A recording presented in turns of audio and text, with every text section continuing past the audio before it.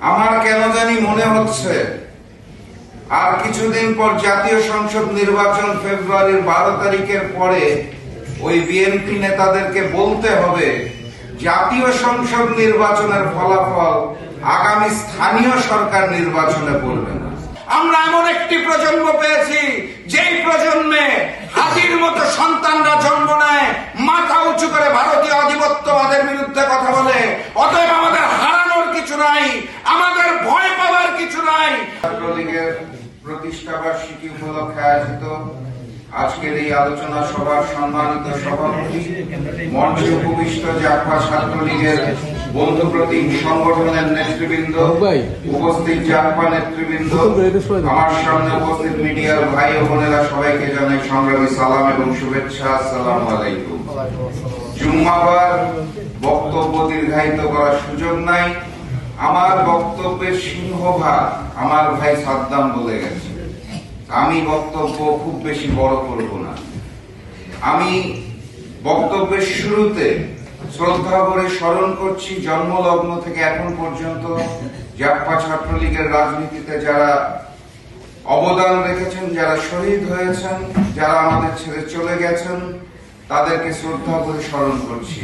শ্রদ্ধা করে স্মরণ করছি আজকে এখানে যেই শান্তিপূর্ণ পরিবেশে কথা বলতে পারছি, তার পিছনে যাদের অবদান, জুলাই গণ অভ্যুত্থানে যারা শহীদ হয়েছেন, যারা পঙ্গুত্ব বরণ করেছেন এবং সেখানে যারা নেতৃত্ব দিয়েছিলেন, যাদের সিংহভাগ আজকে এখানে উপস্থিত আছে, আমার সামনে বসা রয়েছে, তাদের সবাইকে শ্রদ্ধা করে স্মরণ করছি।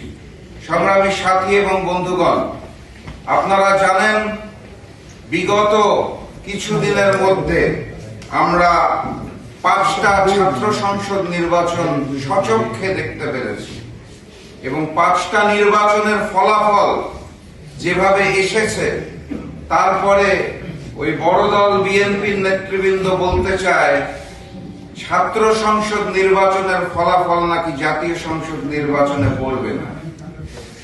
আমার কেন জানি মনে হচ্ছে আর কিছুদিন পর জাতীয় সংসদ নির্বাচন ফেব্রুয়ারির 12 তারিখের পরে ওই বিএনপি নেতাদেরকে বলতে হবে জাতীয় সংসদ নির্বাচনের ফলাফল আগামী স্থানীয় সরকার নির্বাচনে পড়বে না এবং স্থানীয় সরকার নির্বাচনের পর তাদেরকে বলতে হবে যে স্থানীয় সরকার নির্বাচনের ফলাফল আগামী ছাত্র সংসদ নির্বাচনে পড়বে না।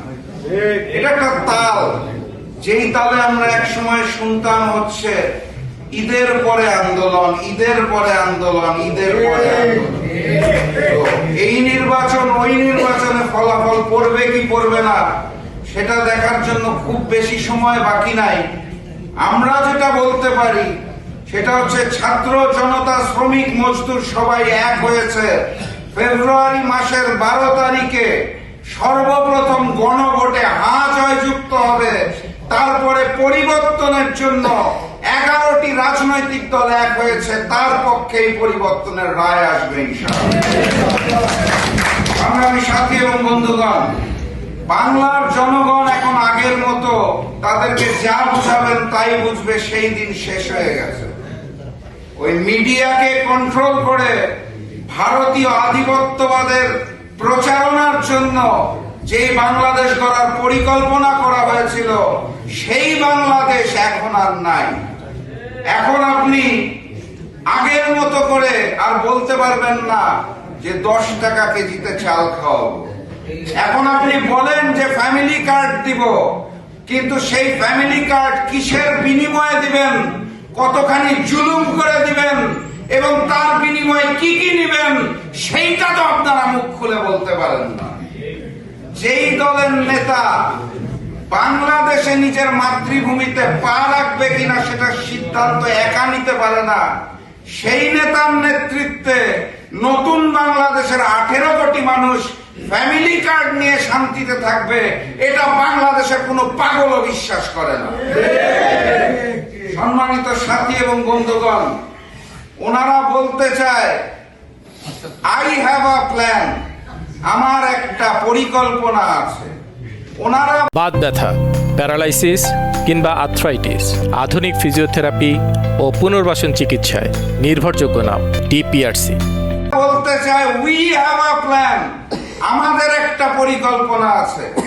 আমরা বলতে চাই সর্বোত্তম পরিকল্পনাকারী মহান রব্বুল আলামিন আল্লাহ, কোন নেতা নয়, কোন মানুষ নয়। অতএব আমাদের কোনো পরিকল্পনা নাই, আমাদের যেটা আছে সেটার নাম হচ্ছে প্রচেষ্টা। পরিকল্পনা সর্বোত্তম করবেন মহান রব্বুল আলামিন আল্লাহ, আমরা প্রচেষ্টা করব। সেই প্রচেষ্টা হচ্ছে আগামীর বাংলাদেশে কোন ভারতীয় আধিপত্যবাদ এবং আগ্রাসন থাকবে না। আগামীর বাংলাদেশে নতুন করে কোন স্বৈরাচার হতে দেওয়া হবে না। আগামীর বাংলাদেশে নতুন করে জালিমের জন্ম হতে দেওয়া হবে না। এটা হচ্ছে আমাদের প্রস্তাবনা, এটা হচ্ছে আমাদের প্রচেষ্টা। কবুল করার মালিক আল্লাহ। আই হ্যাভ আ প্ল্যান বলার পর সেই প্ল্যান কি সেটাকেও তারা গুপ্ত রাখবে। দেশে আসার জন্য কোথায় মুচলেখা দিতে হয়, কার অনুমতি নিয়ে দেশে পা রাখতে হয়, সেটাও তারা গোপন এবং গুপ্ত রাখবেন।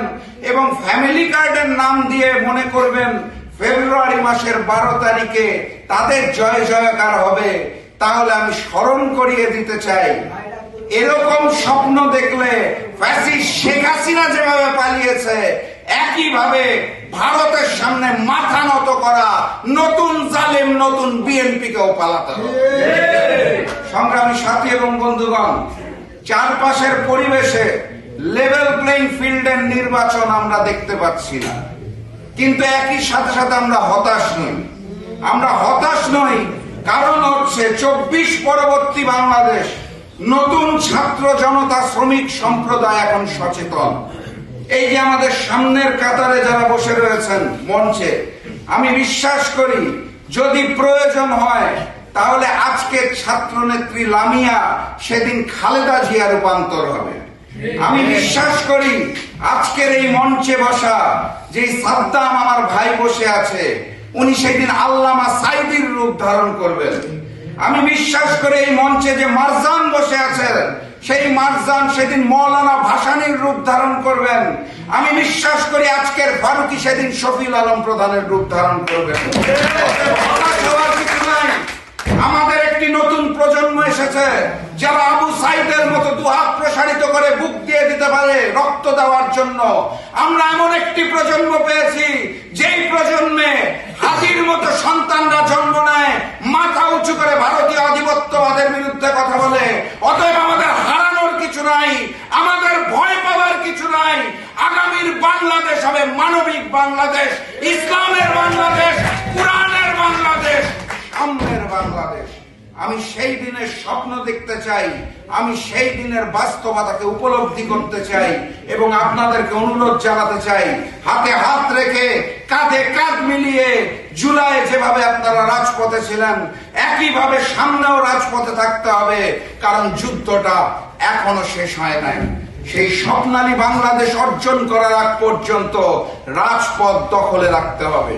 সেই স্বপ্নালী বাংলাদেশের স্বপ্ন দেখে আমি আজকের মতো বিদায় নিচ্ছি। বিজয়ের মতো যাত্রা শুরু জীবন।